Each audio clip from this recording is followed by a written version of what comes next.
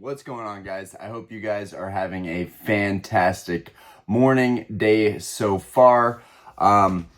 Today's topic, let's go ahead and jump straight into it. We're going to be talking about Tera types finally leaving the hobby. This is a big deal for me, guys.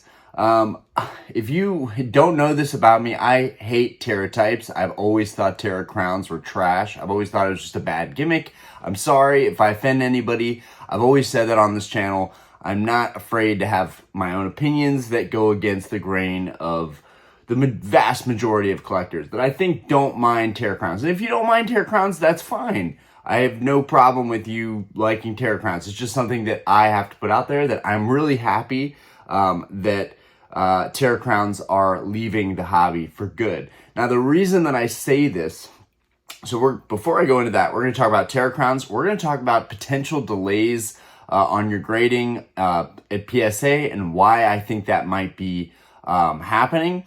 And then we are also going to talk about this hobby, where I think it's headed, what I'm seeing right now, and what I'm feeling right now based on my own tendencies to collect and sometimes overspend on things. Here's what I think is going to happen with the hobby, short term and long term. I'll talk about that at the end here. But let's back up a minute and go back to the Tera types. So there's been Tera type Pokemon were featured in the last sets that we had. They have not been featured at all. One of my buddies brought this to my attention this morning, and it's pretty much the best possible news I could get because I really don't like Tera types. So I think they're making a really good move, finally moving forward from Tera types and taking them out of the rotation. So I'm excited about that. That's big news to me. It was not mentioned. It was not featured in the press release for Journey Together or Battle Partners. There was no mention or showing of Tera types. So I think it's safe to say that we are moving on completely from Tera types. So that's some huge news. You guys might not think that's a big deal, but for me personally, it's a really big deal. I'm looking forward to seeing more SIRs, alt arts of just the Pokemon themselves without the Tera crowns taking away some of that attention.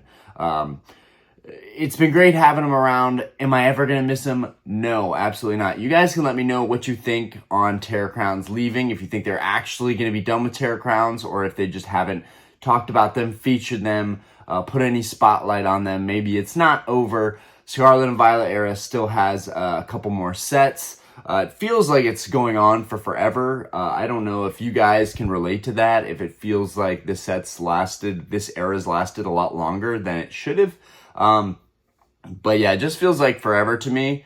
I am ready for the next era, but I'm also ready for the final sets that we've got in Scarlet Violet. I'm looking forward to that. I'm definitely looking forward to Glory of Team Rocket the most. That is going to create a Pandora's box effect, if we haven't already created that effect in this hobby.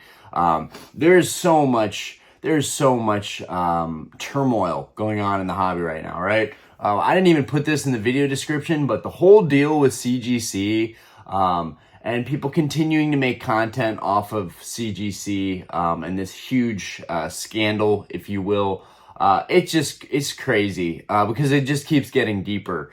And I still probably need to make a video specifically focusing on that. But I saw in Rattle's thumbnail, now they're talking about a lot of trophy cards that were recently printed and faked. Guys, this gets really, really bad. Now, when I say, guys, this is getting bad, in no way is it really going to affect me in any way. So it's not really that big of a deal to me. But I do sympathize for all the people out there that got totally screwed over by the alpha beta playtest cards and by these trophy cards. I mean, geez Louise. But also, like, hey, when you're jumping into something new and you're jumping onto something hot and something that's hyped up and something that you think is extremely super high-end, high value, and not from the typical sets, I think it's much safer to collect PSA 10 first editions. I think it's safer to collect PSA 10 gold stars. I would even say it's safer to collect the most sought after modern cards. Latios Latias is now $5,000. what is going on. Again, we're going to talk about that at the end of the video because that's the, again, goes into what I think is going on with the hobby. But I just feel like, why go into these epic, crazy trophy cards? I mean, I guess it is just for collectors that really want the history of the cards. I believe TCA Gaming actually picked up one of those. I don't know if his copy was real or not. I haven't watched any of his videos on it. There's been so much content on the CGC Alpha Beta playtest cards.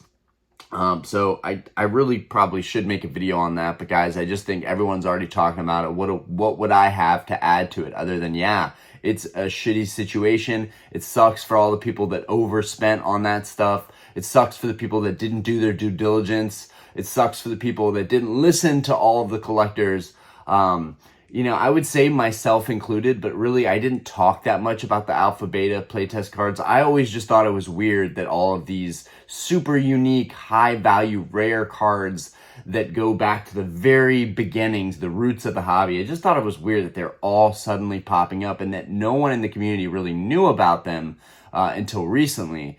That's all I have to say on that. But again, back to the Teras. Teras are now cycling out of the hobby, so that's good. That's fun. I'm going to try and keep this video a little bit shorter, a little bit more concise. Also, I want to add real quick, this has nothing to do with this video, but it's an appreciation to anybody that watched my last video. My last video was my attempt to really make some good car content, right? I wanted to bring something else to this channel, and maybe there's a way to blend in Pokemon and my car interests together and do like drive POVs and then go to the shop and pick up some stuff. I don't know, but at first it did horribly. It had like 50 views for like 8 hours. I was like, damn, the algorithms really don't want to help me just because I'm branching out and trying something different. I know the channel's mainly Pokemon, but I just thought that was weird. And then today it almost has 300 views. So while it hasn't really picked up a lot of views, I'm happy that it has picked up views. And for anybody here who's watched that video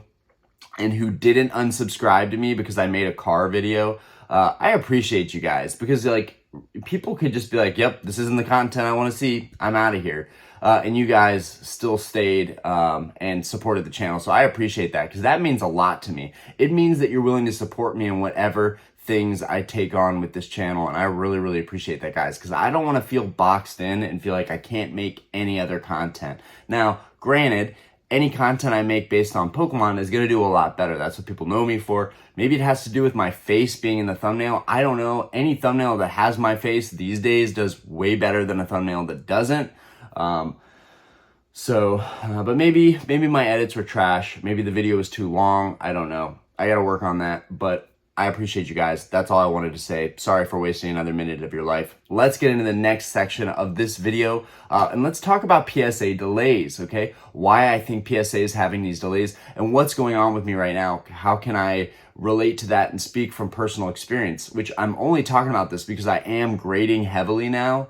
And I think sending 100 cards a month or 100 cards every 2 or 3 weeks, I think that's grading heavily. And that's what I want to shoot for. I just want to get my gem mint rate up. But guys, my second submission I sent out on January 16th. Yeah, January 16th, I sent my second submission out, right? I don't understand how it's taking this long for PSA to just receive the cards. And so the reason I'm bringing this up is, one, I'm really anxious about the submission, but two, I recently checked on the tracking information, and the tracking information showed that it's at Newport Beach. Now, my shipment of 94 cards that I want to get graded is worth probably $5,000, $6,000, $7,000, right? Raw. So there's a lot of value in the submission that I just sent off. So it's very important to me that that submission does not get lost or something happens. But I'm sure everything is going to be fine. This video is for all the people maybe going through a similar thing with grading that don't really know how to calm down or what's going on. Maybe it's just me, right? Because I sent another card off. I sent my BGS Gold Star Rayquaza so that could be cross-graded to PSA 9 from a BGS 9. And that would be really cool. But the reason I'm saying this stuff is because that one got there earlier, and it only has a 20-day turnaround. but it's weird because my other big submission has not gotten there yet.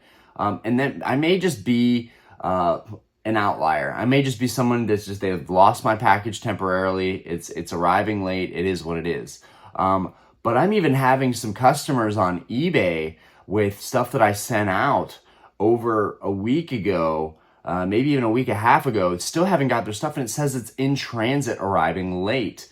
Now, this is weird because, again, I just sent my Cross BGS Rayquaza over, and that got there like immediately, like within 3 or 4 days. So I don't know if it's because it's a smaller package or a different weight or a different route. I don't know.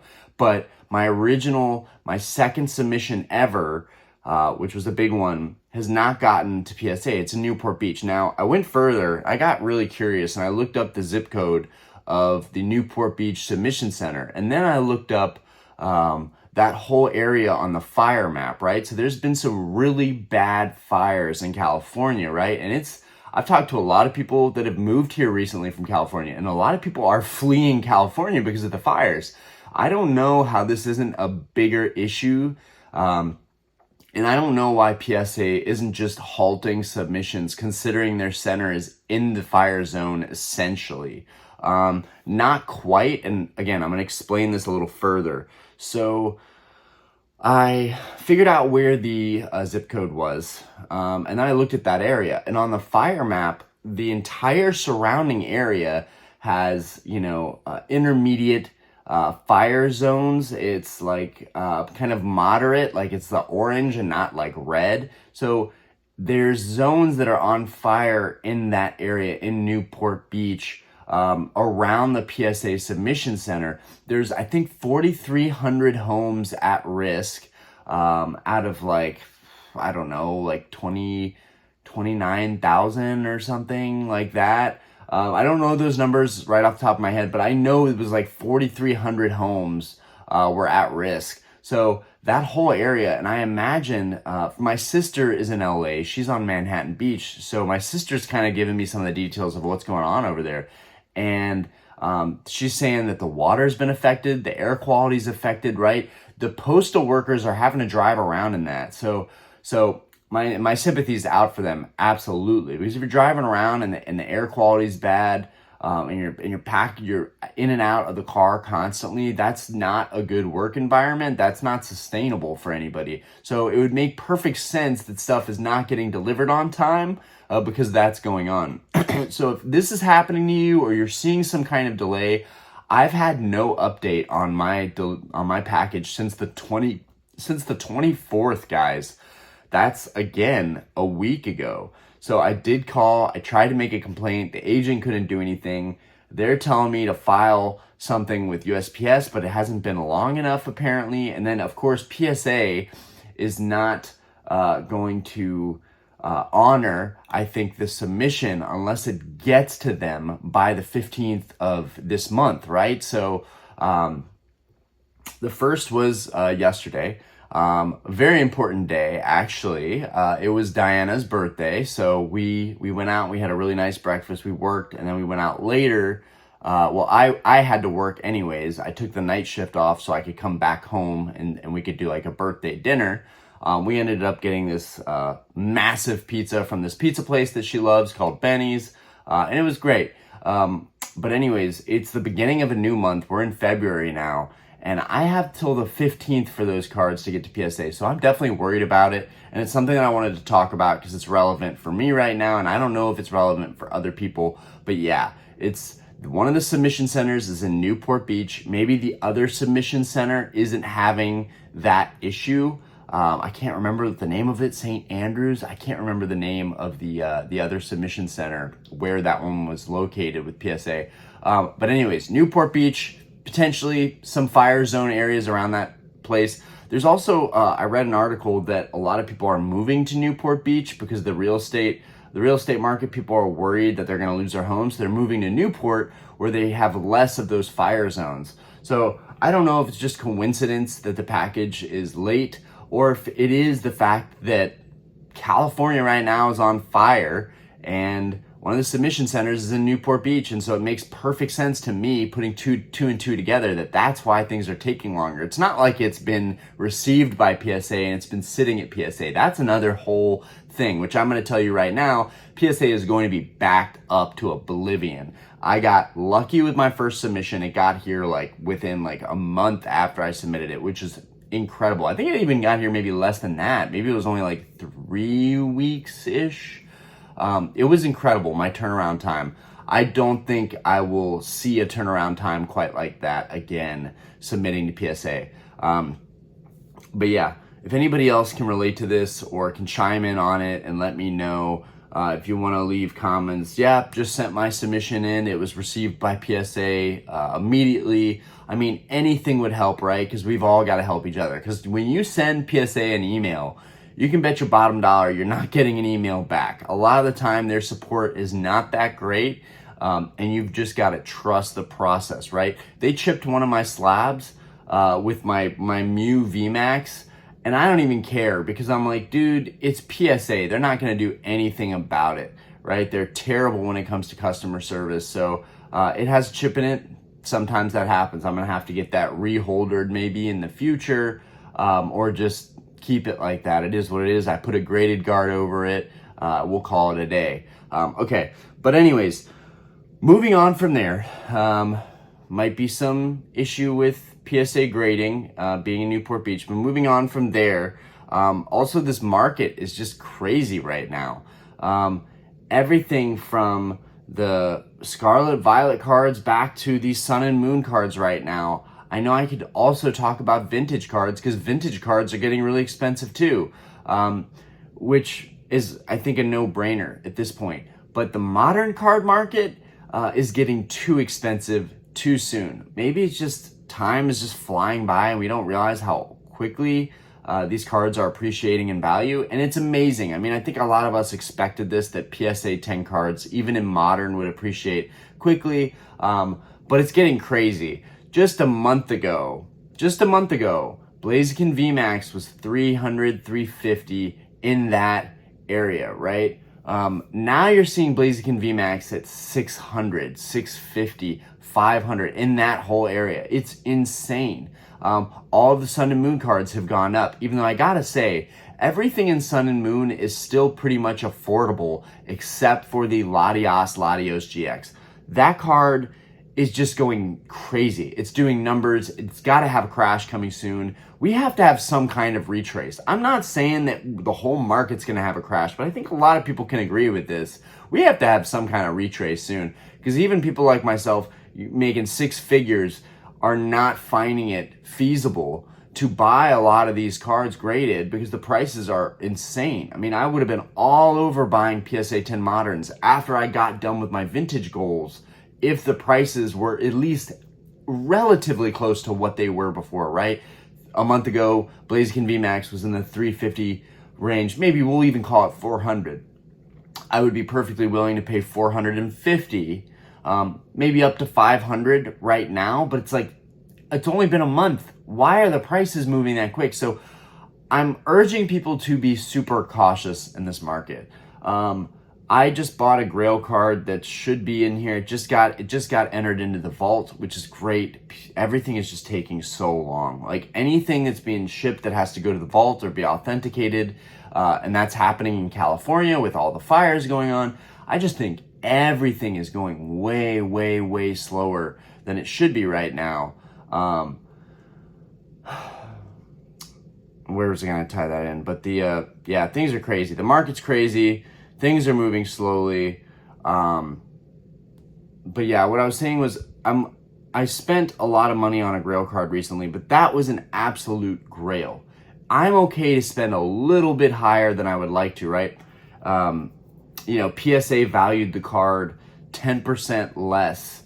11, maybe even 12% less or 14% less than what I paid for it, which hurts. But I'm also looking at that and saying, yeah, I do think that's probably worth 14% less than what I actually paid for it. So I'm not surprised. But there is that little part of me that does not want a chance, right? I always get this anxiety and this FOMO in the hobby, especially when things get hot. It's hard for me when I should be completely pulling away and saying it's time to just let go of things, dial in, sell, become more sustainable. Even when I know better, right? I still feel myself getting pulled into spending way too much on some of these modern cards. And while I think some are worth it, like this vintage grail card, and I'm overpaying a little bit, I don't understand overpaying 20, 30, 40, 50%, 100% within a short period of time. Like 1 month, things completely change. Like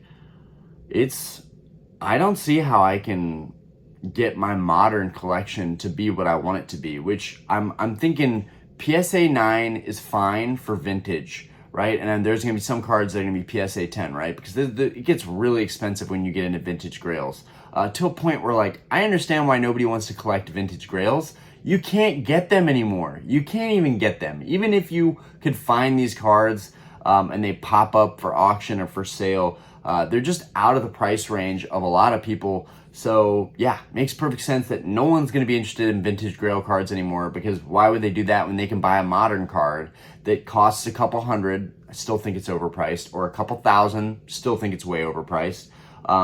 But that card is set to have a lot more growth short term and probably long term than the vintage stuff, which blows my mind, right? It blows my mind. Every time I see modern card auctions ending, it blows my freaking mind, guys. But I get it. And don't use the argument with me about artwork. Don't use that stupid argument, because that is not a real argument. You are comparing different generations, different time, different artist strengths, right? We had this beautiful, incredible retro style and colors and hand-drawn artwork. You cannot quantify art like that. It doesn't work that way. I'm in a family of artists, and it does not work that way, right? Modern art is just different. You cannot say that this is necessarily better than, okay, both of these are great examples. Both the Kyogre and the Rayquaza are great examples. But you can't say that this artwork, like, yes, it's wow, it's amazing. But at the end of the day, it's just a card. Adios, a little smile with the background. Yes, very nice. Modern card. Okay, these are two vintage cards. I am selling these. It breaks my heart that I'm selling these. I would like to get these in PSA 10, even though they're vintage. Probably should not sell these, but these are up for auction right now. I am trying to really trim down my collection. Whoever wins these cards, please take good care of them. But here, just as an example, here's two vintage cards. You're going to tell me that the artwork for these two cards isn't good. Look at that hand-drawn Rayquaza. Look at the cloud. Look at the cloud in there. Look at the lightning strikes. I really am going to regret selling this card, but I really would like this Emerald Rayquaza in a 10. That's like a grail to me, is the Rayquaza, Emerald Rayquaza in a 10. And then you have the Hidden Legends Secret Rare Groudon in a 9.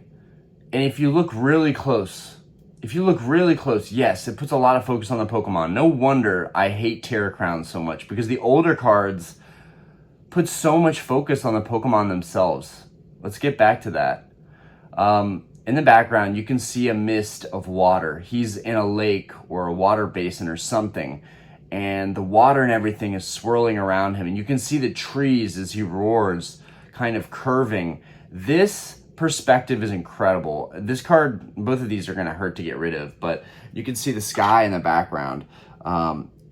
It's faint, right? You can't fully make it out, but you kind of know what's there. And to me, these are, I'm going to regret selling these so much. These are peak artworks that no one really appreciates. And I just think we kind of have it backwards right now.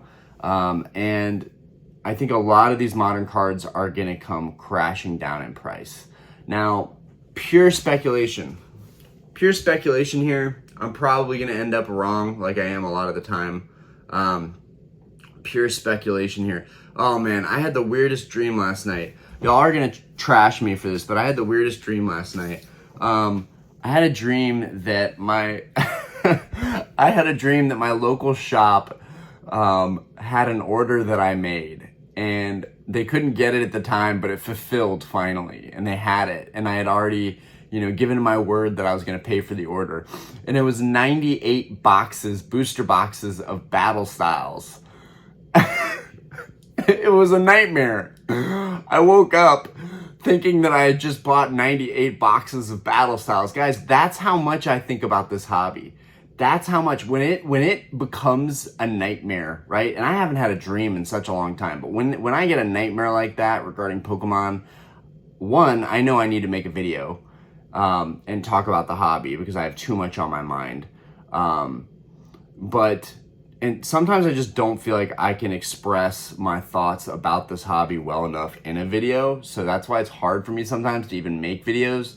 But in this case, I had to, after I had such a pervasive nightmare like that.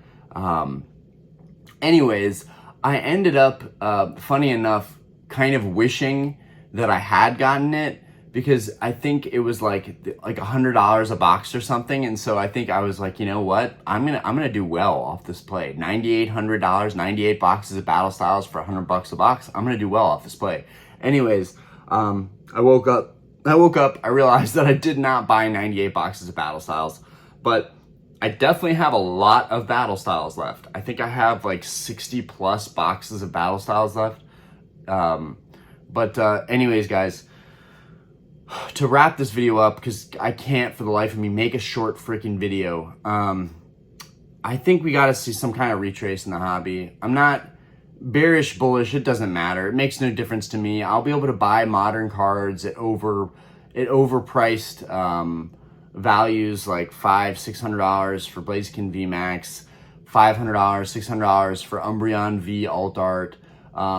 I still need the Glaceon V from Evolving Skies. I'm sure that's a couple $100 in a 10, right? I'm not worried about buying these cards. I can buy them, I'll find them. I got all the time in the world and I've got the money to back it up. But my point is, it just doesn't feel right. It doesn't feel right. It's a gut feeling. I'm not gonna say that I know for a fact that these numbers are gonna come down, because we don't. They might continue to rise, and I'll roll with it. Maybe this is just the new norm, guys. Things are gonna get expensive, but I don't see how a lot of people in this hobby could keep up with it, right? Maybe most people are just buying, for Sun and Moon and Sword and Shield, and maybe even a lot of Scarlet Violet. People are just gonna be buying 9s, right? Because they want to be able to get their hands on these cards, and they can't buy the 10s. Maybe they'll buy the 10s later, but they buy the 9s now. So, because I am seeing a lot of the auctions I'm running right now for PSA 9 cards, they're doing really well. You guys are liking the PSA 9 slabs. I wasn't sure how that was going to do versus putting up a PSA 10, but it seems there's just as much traction on my PSA 9 listings with bidders as there are on my PSA 10 listings. I got a PSA 10, I got this PSA 10 Skeletor's up right now, and no one's even paying attention to it, right? And I don't get that, because it's a PSA 10 and it's a beautiful card, and the red even matches the label. Like, this is a sick underrated card from Scarlet and Violet. But yeah, there's like no one even wanting to bid on it, so it's weird. The other thing I want to bring up, my boy JD brought up the fact that Paldea Evolved Magikarp is like $1,700 in PSA 10 right now. What? $1,700. So I've got my 9 that just came back from PSA, and I'm thinking, well, I probably won't ever buy a Paldea Evolved Magikarp for $1,700. I'm sorry, I'm just not interested in ever paying that price point for that card. I pulled one myself. I picked out one at the shop myself, and I've sold them for 40, 50, 60, 70 bucks several occasions. So I don't think I could ever get behind buying that card at that price point. I don't care how hard it is to gem rate that card, gem mint that card, and how tough the gem rate is on it. That doesn't matter to me. The artwork, the fact that it was an abundant card, might be hard to grade, but it's still an abundant card at one point. I cannot see paying these prices for these cards. And so when we were looking at stuff like the Magikarp from Paldea Evolved, when we're looking at stuff like the Van Gogh Pikachus, I think I've got a Van Gogh Pika right behind me, right here. This guy's started to go crazy in price too. right? This is the free promo that we all got, okay, guys? And mine came back at 10. I'm very lucky for that because I know a lot of people did not get that lucky. They got theirs back and they got all 9s back. But the prices on everything are really skyrocketing, and it just doesn't feel right. It's not a good gut feeling. The Latios is another great example. The Moonbrion, of course, is getting up to that $3,000 mark. It was just stupid. There's several other Umbreons and PSA 10 from older generations that are far superior. Some people might not agree with this. My buddy JD doesn't think it's a good artwork, but the Neo Discovery Umbreon, come on. That card is 10 times better and nicer than the Umbreon from Evolving Skies with the ugly red VMAX clouds above its head. I would much rather have 10 Neo Discovery Umbreons, right? I only say 10 because there's people out there stocking up Umbreons, right? There's people with 30, 40, 50 copies, right? And when you have people sitting on this many copies in this market, it also tells you that people are, everything is getting inflated and artificially the values are rising because people are hoarding these cards right now that they don't need to be so that they can make money on them, right? And makes perfect sense. Hey man, do you, it's your hustle. There's so many quicker, faster plays than buying a bunch of copies of the same card and sitting on it. But hey, everybody has their thing. There was this guy that approached my boy about buying a reverse Team Rocket Returns Dragonite. Apparently he has like 4 or 5 copies of PSA 10 Team Rocket Returns Dragonites reverses, which are very valuable, guys, mind you. He was paying like 4 or 5 grand a pop. So people are doing all kinds of these crazy plays and hoarding up cards, which makes it tough for a lot of collectors, especially ones like myself that really just want like one copy of each like nice kind of grail card or alt art or vintage grail. You're seeing it across the board. Big seller names, and this is nothing against these sellers, even though it's a little bit frustrating when you're trying to get one copy of a card, but the sellers have monopolized the market. Black Label Blaster is a perfect example of vintage monopoly, and there's nothing against them as a seller, right? They've got it like that. They can afford to make these plays and they're making them, and a lot of people aren't thinking about vintage right now, so my hat's off to them. But they've pretty much, you look up a lot of listings on Gold Star Pokemon cards, PSA 9, PSA 10, vast majority of it is like MT Site Photo IG. That's one of the sellers that has like monopolized the vintage, some of the vintage grail cards. You'll get Black Label Blaster where they have like all the gold stars. Like, it's getting to a point, guys, where it's the haves and the have-nots, and I don't know if that's ever going to change in this hobby environment. So, you know, it makes sense that people are really staying heavy into modern cards because at least that's not something. But again, like I was saying, people buying like 20, 30, 40 Latios GXs and 20, 30, 40 Umbreon VMAXs, right? People are doing these plays where they're buying so many dozens of copies of these very high value modern cards, which pushes the price even higher than it should ever be.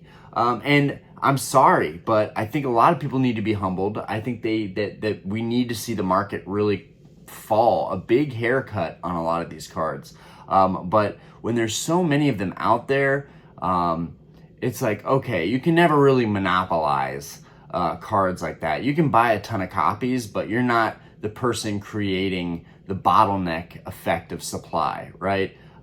There's 10, 20, 30, 40, 50,000 Umbreons PSA 10. I don't even know the numbers anymore for that card. But there's so many out there. It would be damn near impossible to control that market. But with some of the vintage stuff, the supply is a lot shallower. So it's very easy to buy up copies of the same card. And basically you're one of the few people that can even offer that card. So it's a smart strategy, but it definitely screws over a lot of us collectors that are just looking to get one copy of a card to have it in our collection. But like I was saying, I'm sorry to double back so many times, but like I was saying, I think that is, you know, that's happening in modern in its own way. There's people that are like dead set on getting as many copies of a certain card as possible, which again, more power to you. But it's a weird thing to see people hoarding so many copies of cards that are in the tens of thousands from production, and even graded in a PSA 10, tens of thousands. Like, you're never going to corner a market like that unless you're multi-millionaire and you're buying up every single auction that pops up. Every time you have a chance to buy that, you're buying it. But we're still seeing it. Anyways, weird market, crazy times. Interested to hear what you guys have to say about it, but I did want to make a video, a rant style video, talking about what's going on in the hobby, talking about PSA, maybe people are seeing delays, and then rejoicing that Tera crowns are finally out. They're finally leaving us. Don't need to look at those anymore. Anyways, appreciate you guys for watching. Let me know if you want me to make a certain type of content talking about a certain thing. People always ask for stuff and sometimes I forget. So I'm sorry. I try and read and respond to every single comment. And so if you have video ideas and they're relevant and they're good, it's something that I can think about, something that I appreciate. Anyways, peace out, guys. Make it a fantastic day. Let me know what you think about Newport Beach, the PSA Submission Center, and if you think we could see a retrace on the modern Pokemon card market, or if you think it will remain bullish and continuing its upward trend. Anyways, peace, guys.